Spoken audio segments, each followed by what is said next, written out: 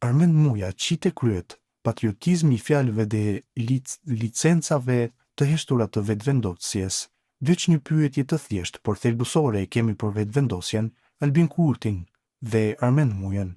Përse më 2 shtator 2021 keni linçuar kompaninë EFT të Vuk Hamovicit, një nga vendimet e para të qeverisë që erdhi në pushtet me flamurin e patriotizmit, sovranitetit dhe luftës kundër kapjes së shtetit, rezulton të këtë qenë linçimi i një kompanie të lidhur me oligarkun serb Vuk Hamovic, i më rinjohur në rajon për afërsinë e tij me regjimin e Slobodan Miloševićit.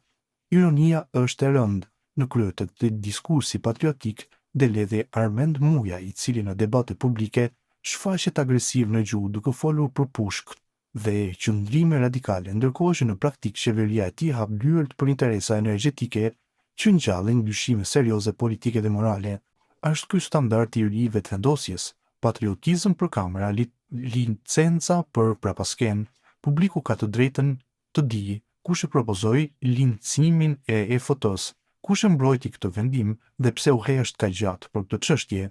Nëse vetëvendosja vazhdon të shes moral politik, atëherë duhet të japet dhe llogari, sepse patriotizmi nuk matet me fjalë të mëdha e tone kërcënuese, por me vendime konkrete, dhe ky vendim kërkon shpjegim publik.